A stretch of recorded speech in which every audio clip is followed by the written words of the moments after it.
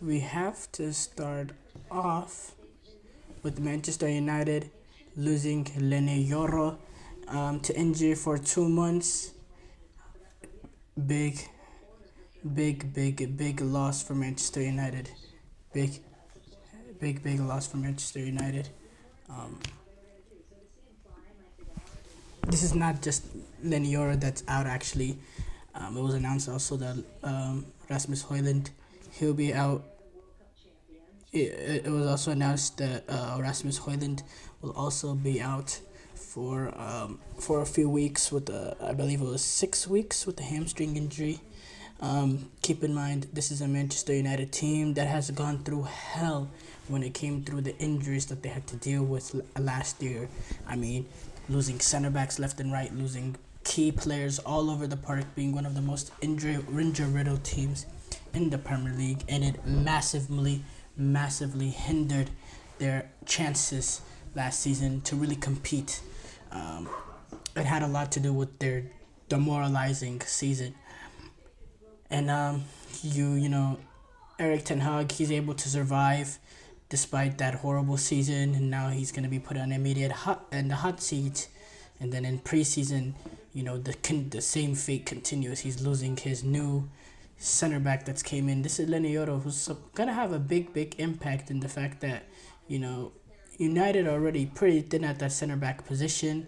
They currently still have Harry Maguire there, who'll probably be the guy that's now gonna be relied upon again, playing alongside Lissandro. And this is a Harry Maguire that Eric Ten Hag wanted to ship out not that long ago, and he had to come in last season, and he was an important factor of last season. And even there was games that he was out as well, and they had to go with Casemiro in the back, with Johnny Evans, who wasn't even fully healthy in certain games, just playing it for the love of the badge that he had for Manchester United. And yeah, it's disappointing because Yoro, being that a youngster coming in, was supposed to, kind of revitalize, bring a new element. He was gonna be the Man United starting center back right away, with the fact that you don't pay 60+ million for a guy like him with the defense like Manchester United for him to be on the bench. There was no easing his way through. He was a guy that came in that can immediately change stuff in the back line. And this is not some sort of preseason injury. This is a 2 to 3 months. This is a metatarsal injury, which is really is disastrous.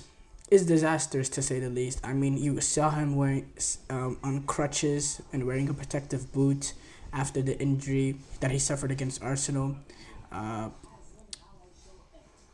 fractured metatarsal. That's a big blow, and that's an injury that could affect him even when he comes back. It's something he has to ease himself back into, because the metatarsals, they happen to be tricky injuries. And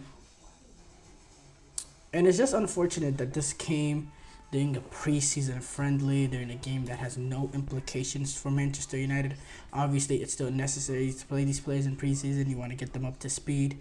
You want to get, all that. You want to get the team ready, all that. So it's not like it's an unnecessary game, but it was a game that really didn't matter at all. So it's just, when you lose guys in preseason, or you lose guys in friendlies, like in international competition-wise, it's just so demoralizing. It's so heartbreaking. And for a guy like Leny Yoro, this is really his first move at a big club like Manchester United. He's coming in, his first big club that he's playing for.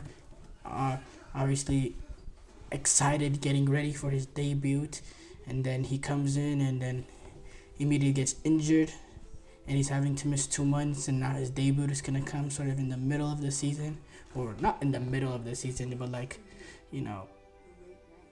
not at the beginning like normally. That's really frustrating for Manchester United. And it's funny because it's not funny actually. That's a bad word to use, but it's disastrous because wow, United, they just can't catch a break. When it comes to these injuries, even we're talking about Leny Yoro. That's the big one because of how thin they are at center back. But with Martial gone, You know, there's not that much depth, in that attacking, in that striker position.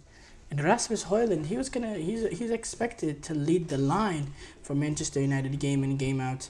Now his injury is not as severe, with him being out for about 6 weeks, which gets him back, give or take, the 6 weeks goes well, in the middle of September. Um, Manchester United's opening fixture in the Premier League is August 24th. So realistically, you're looking at the calendar. You'll probably get him back September 14th ish, 14th, 21st. Going up against Southampton, Crystal Palace. Ideally, you want him back for Tottenham when you take them on the 29th of September. You'd want him back for that game against Liverpool on September 1st, but the timelines don't really add up. That's a month from now. It is a month from now, and the timeline won't add up. And again, hamstrings are also another tricky injury with these muscular injuries. So it's really, it's really bad losses, and I like to see how Man United cope with it. I believe in terms of Leny Yoro, I think Maguire is probably gonna come in. Now Lisandro Martinez, he's still in vacation, post Copa America and all that. But I definitely think he's gonna be straight into the lineup as that center half, as that important center half. Playing next to, it was supposed to be playing next to Yoro. Now I think it's gonna be Maguire, and it's funny because there was a lot of there's still some talk about Lindelof being on his way out of United. I think with this injury now, I think it's important that United need to keep him because of Leny Yoro suffering an injury, and he's gonna be pretty vital for the start of the season because he's gonna provide that center back steps. He's gonna be that third guy behind Maguire and Lisandro. So yeah, it's gonna be important that they're able to keep on Lindelof. Now, the front three thing is tricky. Is tricky in that no Rasmus Højlund, and apart from Rasmus Højlund, they don't really have that sort of player that plays up top. They don't have that sort of player that has that sort of comfort playing up top. Obviously Rashford, he's had his false nine moments up there. But that's a very, very tricky situation. I don't see what's Man United answer there for the beginning of the season. That will be really, really interesting to see how Eric Ten Hag, whether he plays sort of like a front three with Rashford. It seems like Ahmad, he's been starting these preseason games. He's a dude with some real technical ability, being able to play in tight spaces. Maybe Rashford, him, and then you look at potentially someone like Anthony, or even a Mount or something, playing in the front three, interchanging, having some sort of fluid system, because they just don't have that number 9. They don't have that number 9. And Jadon Sancho, he had a really good end to last season with Dortmund, being part of a team to reach the final, and he's been part of preseason and all that. But is this a Jadon Sancho that's gonna get is he gonna get out of that doghouse? Is he a sort of player that Ten Hag, is he gonna be willing to trust again? Has their relationship coincide? In that friendly against Betis, it was Diallo, Sancho, and Rashford. I think ideally, playing Diallo, Rashford, and Sancho could be really smooth. Garnacho, him coming in, he'll have a say in it. I think Garnacho gives you more verticality than Diallo, but I think on the ball, in terms of ability and tight spaces and all that, I think Diallo's better. I really think Diallo, this is the sort of year that he can really break through, because he's a player with some real talent, real ability. He's been on loan for a few seasons now, but in terms of being able to play in tight spaces, then he has that sort of ability, and I hope that he